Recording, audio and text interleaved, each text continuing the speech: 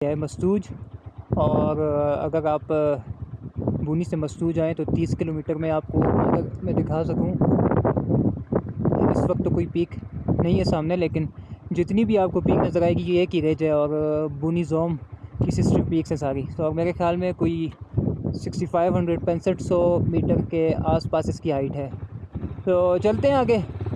मस्तूज बस अब पहुंचने लगा हूँ। वहाँ चेक पोस्ट पे एनओसी की एक कॉपी देनी है और फिर इंशाल्लाह कोशिश करते हैं कि आज पावर पहुँचें। अस्सलाम वालेकुम, फाइनली वी आर बैक बूनी से मस्तूज एक दफ़ा फिर से। लास्ट टाइम हमने जब इस रोड पर ट्रैवल किया था तो थलोपास से हमारी वापसी थी, नहीं शंदूर टॉप से वापसी थी, क्योंकि तब हमारे पास बाइक्स थे। लेकिन इन 5-6 सालों में शायद ही कोई चीज़ चेंज हुई है। वही धूल, मट्टी और बहुत तेज़ धूप। मुझे लगता है कि जो चित्राल से लेके गिलगित तक रोड की एक्सटेंशन का काम है उसमें ये सभी शामिल है। क्योंकि अगर आप देखें लेफ़्ट पे तो यहाँ पे भी इसको वसी किया गया है। तो अगर आपने पहले कभी इस रोड पर ट्रैवल किया है तो बताएं कि कैसा एक्सपीरियंस आपका रहा है।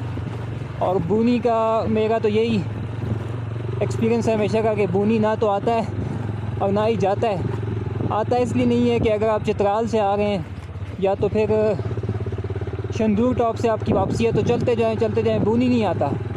और जा इसलिए नहीं सकते कि चले, वो मैं आपको बाद में बताऊंगा। ये अगर मैं राइट पे दिखाऊं आपको तो दरियाए मस्तूज, इस वक्त इसमें पानी कम है यकीनन, क्योंकि अब सितंबर का मिड है। सीधे हाथ पे जितनी भी थ्रू आउट अगर आप वहाँ से बूनी से आते हैं तो जितनी आपको रेंज नज़र आएगी ये सब बूनी जोम की है। और मेरे ख्याल में ये कोई उसी की सिस्टर पीक ही है, एक ही रेंज है। तो सफ़र है यहाँ से तकरीबन 30-32 किलोमीटर मस्तूज। तो आज कोशिश होगी कि पावर तक पहुँच जाऊँ। और कल मेरा प्लान है कि इंशाल्लाह लश्करगाह तक बाइक पहुँचाऊँ और उसके बाद इंशाल्लाह आगे का फिर ट्रैक है। ऑटम स्टार्ट नहीं है बिल्कुल अभी। और वो सामने अगर आप देख सकें तो वो मस्तूज की चेक पोस्ट है जहाँ पे एक देंगे एनओसी की कॉपी और इंशाल्लाह फिर वहाँ से पावर। तो चलें आपको कुछ थोड़ी सी इंफॉर्मेशन देते हैं इस रास्ते की।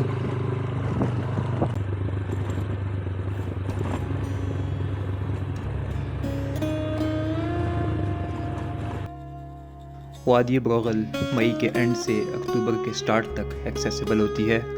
ट्रैकर्स के लिए ब्रोगल तक रसाई के मुख्तलिफ ऑप्शंस मौजूद हैं, जो कि मैं आपको अगले हिस्से में तफसील से बताऊंगा। लेकिन अगर आप अपनी बाइक, लोकल या 4x4 पर आना चाहें तो ब्रोगल मस्तूज रोड ही वाहिद रास्ता है। लेकिन यहाँ पे आप एक बात जहन नशीन कर लें कि दोनों ही सूरतों में इंतज़ामी तौर पर एक चीज़ बहुत लाजिम है और वो है NOC का हुसूल।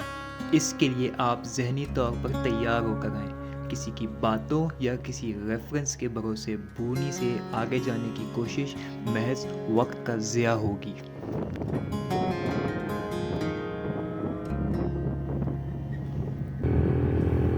अब मैं खुद जुमे की शाम DC ऑफिस पहुंचा, लेकिन तब सरकारी टाइम ख़त्म हो चुका था। हफ्ता इतवार को अमला मौजूद नहीं था, तो लोकल्स के मशवरे पर चित्राल स्काउट्स के हेडक्वार्टर मस्तूज के चक्कर लगाए। वहाँ बहुत दरख्वास्त की मगर कोई मुस्बत जवाब नहीं मिला। रेफरेंसेस इस्तेमाल किए मगर नसीब में 3 दिन बूनी की गलियों में ही लिखे थे। बिल आखिर सोमवार के दिन NOC मिल गया। अगर आप ख्वार नहीं होना चाहते तो 3 बातें जहन में रखें। नंबर 1, NOC बआसानी मिल जाता है, लेकिन ये आपको सिर्फ सिविल हुकूमत फराहम करती है और इसको हासिल करने की वाहिद जगह DC ऑफिस बूनी है। नंबर 2, वीकेंड पर NOC नहीं मिल सकता। और नंबर 3, किसी भी वीकडे पर हाथ से लिखी हुई दरख्वास्त लेकर आप सुबह 9 बजे DC ऑफिस पहुंच जाएं। DC, ADC साहब या उनका अमला कोई भी आपको NOC इशू कर देगा। कहा तो आपको 3 कॉपीज़ का जाएगा, लेकिन आप 8 से 10 कॉपीज़ बनाकर इजी एक्सेस में रखें, क्योंकि आपको आगे मुख्तलिफ चेक पोस्ट पर इसकी एक कॉपी पेश करनी पड़ती है।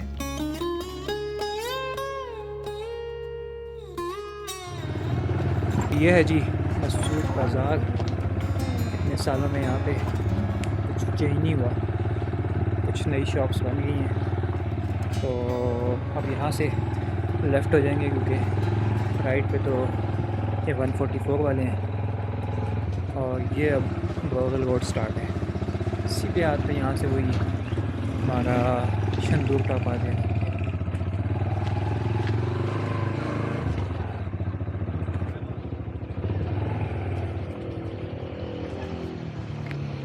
अच्छा जी, मसूद बाज़ार से कुछ सामान लिए जिसमें दूध है, कॉफ़ी है, नूडल्स। तो अब निकल चुका हूँ, आगे ब्रप आएगा। ब्रप जो है वो अंदाज़न यहाँ से 25 किलोमीटर है और 30-35 किलोमीटर उसके बाद शायद पावर है। तो अभी तकरीबन मेरे ख़्याल में 4 बज चुके हैं, तो कुछ यहाँ पे स्पीड लगानी पड़ेगी ताकि रोशनी में पहुँच जाऊँ।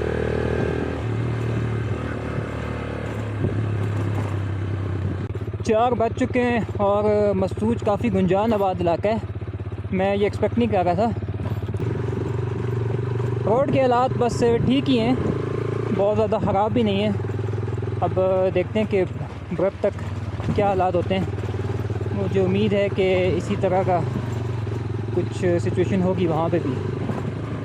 और बहुत खूबसूरत इलाका है, जो अगर आप सीज़न में आएँ तो मुझे यकीन है कि ये फुल सब्ज़ा ही सब्ज़ा यहाँ पे होगा। और होनी भी है क्योंकि बारिशें तो काफ़ी टाइम हो गया नहीं हुई। मानसून तो मेरे ख्याल में तकरीबन 2-1 हफ़्ते पहले एंड हो चुका है। ठंडी ठंडी हवा है यहाँ पे।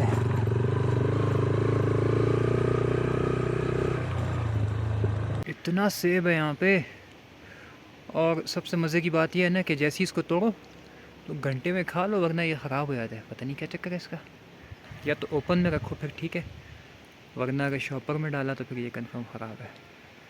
इतना भी बुरा नहीं है। शायद अभी मैंने बाबून का ट्रैक किया है तो इसलिए मुझको महसूस नहीं होगा, लेकिन ये है कि रोड अभी तक ओके है। कोई मेरे नहीं ख्याल कि बाइकर के लिए कोई इशू है यहाँ तक। अब पता नहीं सीज़न में क्या सिचुएशन होती थी कि जब बारिशें थी, कि अब तो चलें हर चीज़ पता है कि ये पत्थर है यहाँ पे, ये जब पानी होता होगा यहाँ पे, क्योंकि ये फ्लैश फ्लड जोन भी है। अगर आप देखें तो यहाँ पे यकीनन सीज़न में अच्छा खासा पानी आता होगा।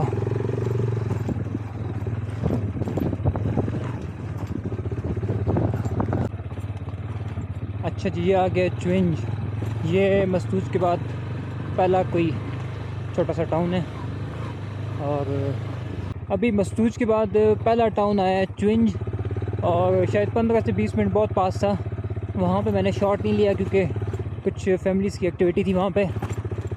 अब मौसम हो चुका है काफ़ी ठंडा, पीछे धूप बहुत तेज़ थी, लेकिन ये है कि अब इजी है, बाइक में चलाने में मज़ा आ रहा है।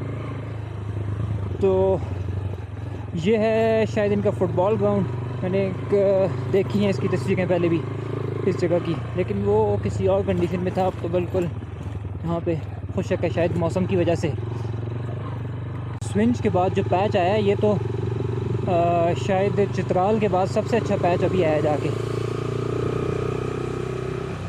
और ऑटम भी स्टार्ट नहीं हुआ अभी तक। मुझे नहीं पता कैसा ऑटम होगा इस जगह का, लेकिन उम्मीद है कि पावर से आगे या खून में या आगे कहीं बड़े अच्छे कलर्स मिलने हैं।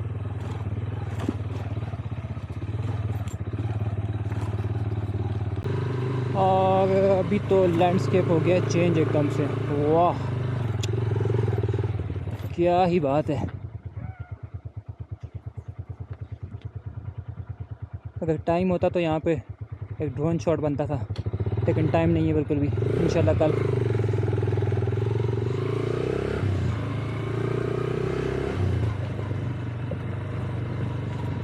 जगह जो गोनक फॉरम चिल्ला से आप आगे जाते हैं तो वहाँ पे आती है, जहाँ पे एक कैडेट कॉलेज भी है स्काउट्स का मेरे ख्याल में।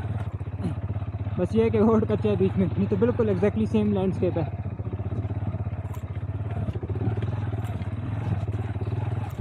ये है जी आज के दिन की फर्स्ट वाटर क्रॉसिंग। देखते हैं कि पानी तो इसमें ना होने के बराबर है, तो सीज़न में लाजमी टफ होती होगी है।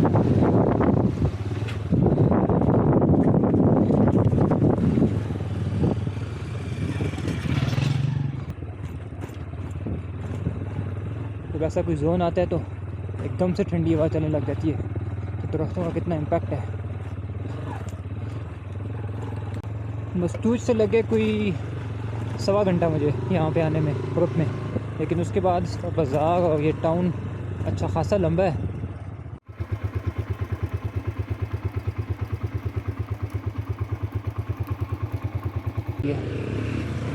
यहाँ पे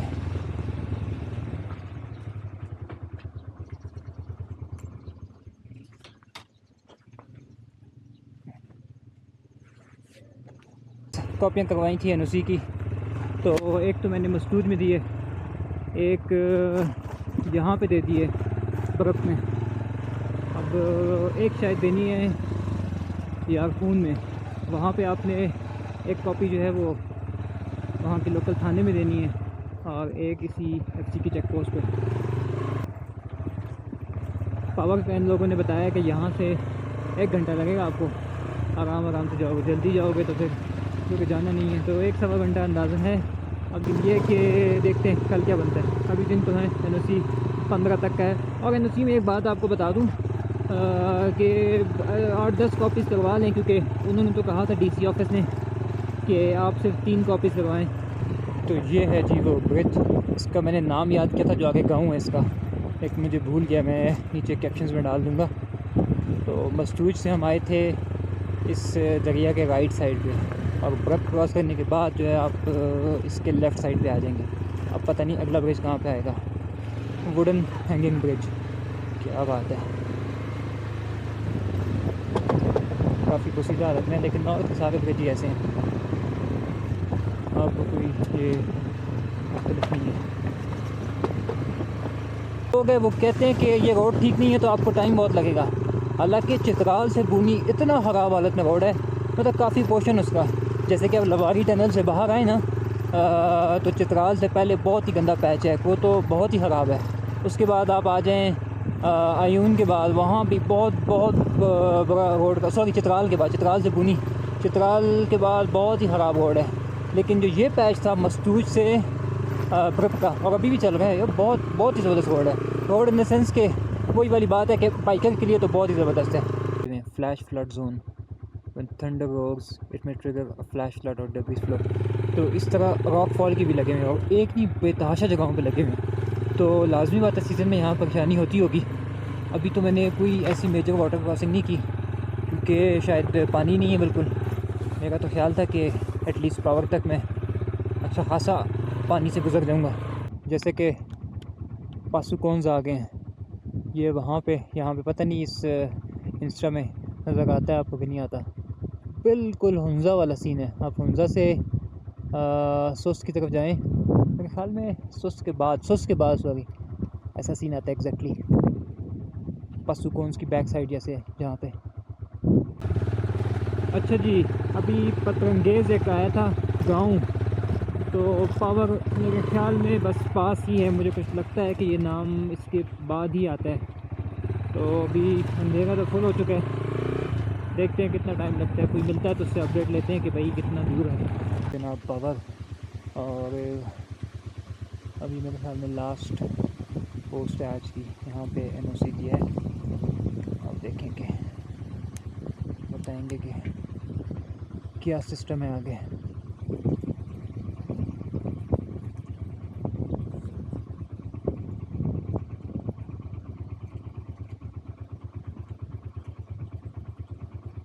ठीक है उस्ताद। ये आगे वो है ना, गेस्ट हाउस है ना?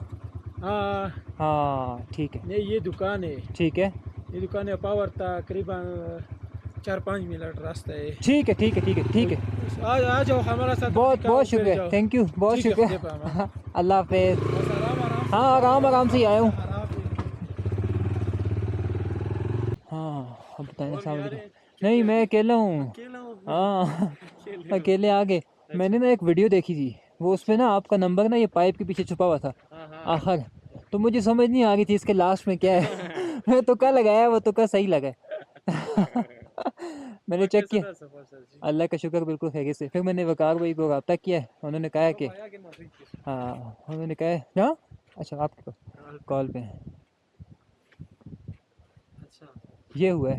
ये पावर का मतलब क्या होता है आपकी ज़बान में, कुछ कहते हैं इसको? नहीं इसका नाम ही वैसे ही नाम पावर है। पावर रखा है, हाँ पावर। जैसे इंग्लिश वाला नहीं पावर होता। हाँ वैसे ही। ये चक्कर है। चलिए ये सलवर उतारते हैं इसको। अच्छा जी, ये है आज का रात का सेटअप। ये कुछ सामान है बाइक से उतारा है, मेरा बैग, कुछ आगे की दिखाने का सामान लिया, और ये खाना रेडी है। छोटा सा बहुत ही प्यारा सा सेटअप है। हमें याद रखें, अल्लाह हाफिज़। 8:15 हो गए हैं और ये 2500 पे थे हम रात को। इसको मेरे ख्याल में लगाते हैं रिकॉर्डिंग पे। इसमें टिकना तो नहीं है यहाँ पे, लेकिन फिर भी थोड़ा 2-3 किलोमीटर तक आइडिया हो जाए। ये है जी सामने थुई पास, और उसके पीछे गालिबन थुई पीक ही होगी। थुई की भी काफ़ी सारी समिट्स हैं, 1 2 3 4। अभी डिटेल तो नहीं पता, लेकिन ये है कि थोड़ी सी रिसर्च करके बताता हूँ आपको। बारिश वाला सीन है सामने, और वो हमने सीधी हाथ पे जाना है उस तरफ। ये रोड आगे से हो जाएगा राइट साइड में। टाइम है जी सुबह के 8:15, और अल्लाह का नाम लेके निकलते हैं। आज की मंजिल उम्मीद है कि लश्कर पास पहुँच जाएंगे, नहीं पहुँचे तो फिर कुछ ना कुछ ऑल्टरनेट ऑप्शन देखते हैं।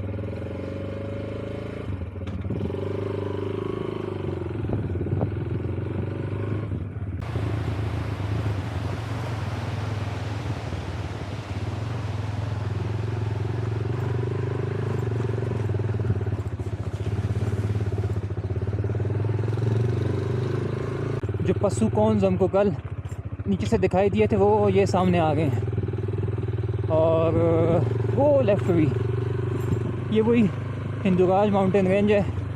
और अगर आप खपलू से ऊपर गए हो कभी, तो वहाँ पे हल्दी कॉन्स की तरफ जाएं तो बिल्कुल ऐसा ही लैंडस्केप है। वो थोड़े से ज़्यादा सॉलिड लगते हैं देखने में, उनके जो आप उनके टावर जो हैं। यहाँ से रोड 3 हिस्सों में डिवाइड हो गया है, तो मुझे लगता है सेंटर वाला ही है, क्योंकि लेफ़्ट थोड़ा सा इतना कॉमनली यूज़ नहीं लगता। सामने वाले से चलते हैं।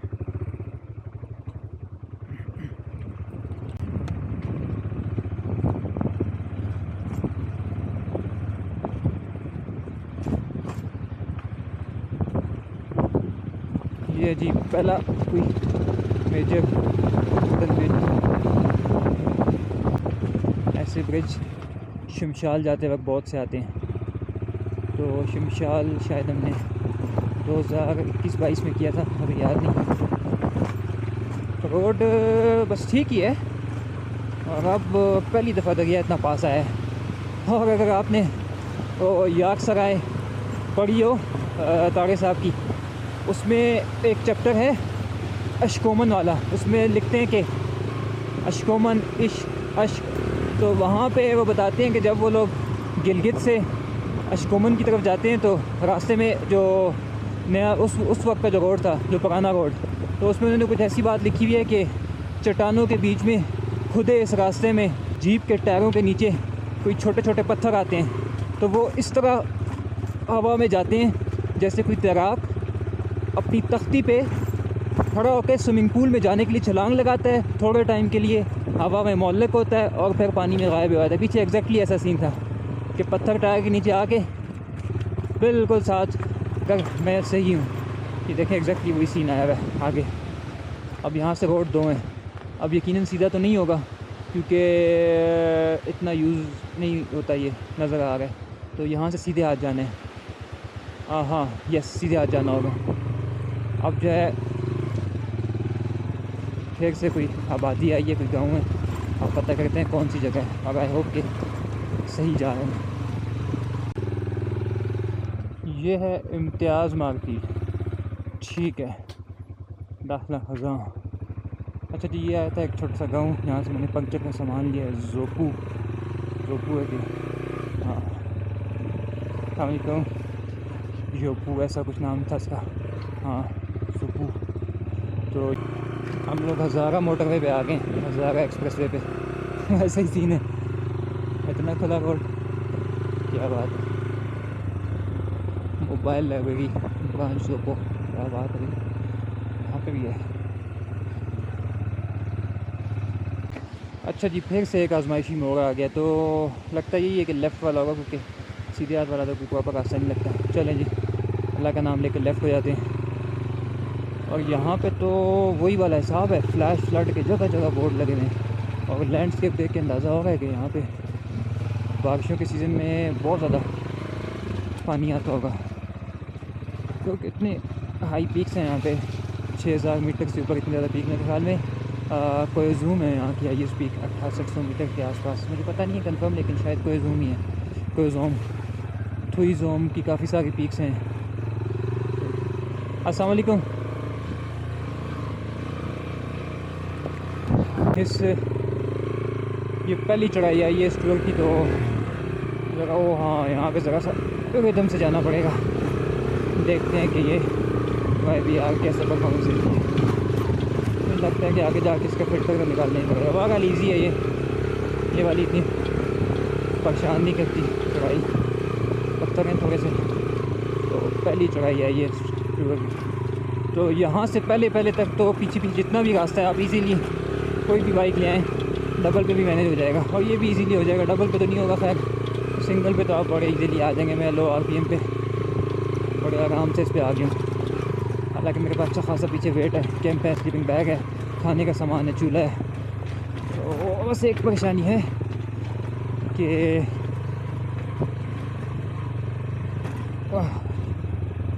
अभी ये नहीं पता कि आज हम लश्कर-ए-गाज़ पहुँच सकते हैं कि नहीं।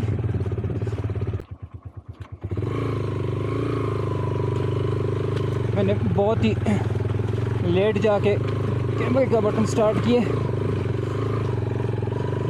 तो ये कोई सेकंड पैच आया जो थोड़ा सा टफ़ है, लेकिन मामूली सा है, इतना मुश्किल नहीं है। इजीली बाइक विदाउट कोई धक्का या उसके आराम से आगे से पत्थर थे और तो कोई इशू नहीं था, ऐसा कोई चढ़ाई नहीं है। तो लेकिन ये है कि अनएक्सपेक्टेडली ट्रैक जो है वो बहुत ज़बरदस्त है। मैं तो सोच रहा था कि बहुत टफ़ होगा, लेकिन बहुत ही मज़ेदार ट्रैक है, इतना टफ़ भी नहीं है। एक आध पैच आता है बीच में जो थोड़ा सा मुश्किल है। पर ये कटाई हो चुकी है, गंदू में पता नहीं क्या है, तो थोड़ा सा साया आया था, मैंने कहा इसलिए। सिचुएशन ये है कि तकरीबन 2770 मीटर पे हैं और मुझे 16 किलोमीटर हो गए पावर से निकले हुए। मैंने पावर तक बिल्कुल ओके। और पावर के बाद एक जगह आती है, उसका नाम था जोपू या शोपू, ऐसा कुछ नाम था उसका।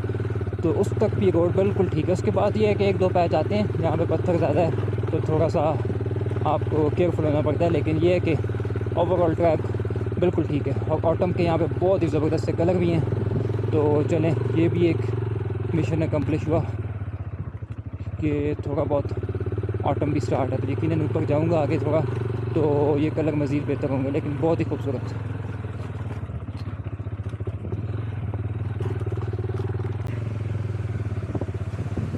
एक और छोटी सी वाटर क्रॉसिंग आई है। सीज़न में तो काफ़ी पानी होगा यहाँ पे, क्योंकि और इसको क्रॉस करना भी मुश्किल होगा क्योंकि नीचे बिल्कुल लूज़ पत्थर है। लेकिन अब सिंपल है, इस वक्त ऐसा कोई मसला नहीं है। लेकिन ये है कि अब प्रॉपर ऑफ रोडिंग स्टार्ट हो चुकी है। पीछे तक ट्रैक काफ़ी आसान था, अब जो है इससे आगे पोर्शन ज़्यादा आ रहा है। ब्रेक इमरजेंसी के लिए तो आपने स्पीड कम ज़्यादा करनी है, आप गियर यूज़ करेंगे। तो सिंपल है, ये चीज़ फॉलो करें। और मेरा मशवरा तो यही होगा कि बाइक पे हैं तो नीचे अगर आपने ट्यूब वगैरह या कोई और चीज़ लगाई हुई है ऐसी, जो कि हम लगाते हैं अक्सर कंफर्ट के लिए, तो ऑफ रोडिंग में नया यूज़ किया करें। उसकी वजह यही है कि आपकी हाइट ज़्यादा होती है तो ज़मीन पे पाँव मुश्किल से लगते हैं। अभी वैसे भी YBR की ग्राउंड क्लियरेंस अच्छी है, तो इतना ऐसा कोई इशू नहीं हुआ। बस यहाँ पे टेलीनॉर 4G काम कर रहा है, क्या बात है। तो सोलो ट्रैवलिंग का सबसे बड़ा इशू ये होता है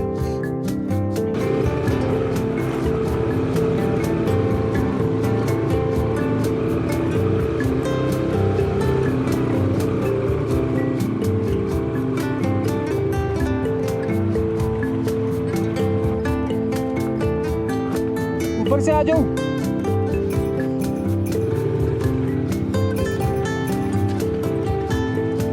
अस्सलाम वालेकुम, कैसे हैं? ठीक है आप?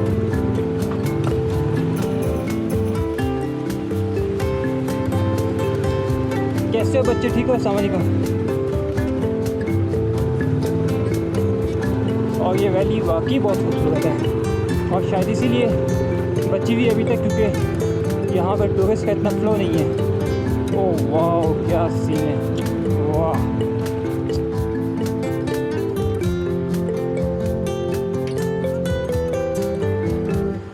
क्या ही बात है।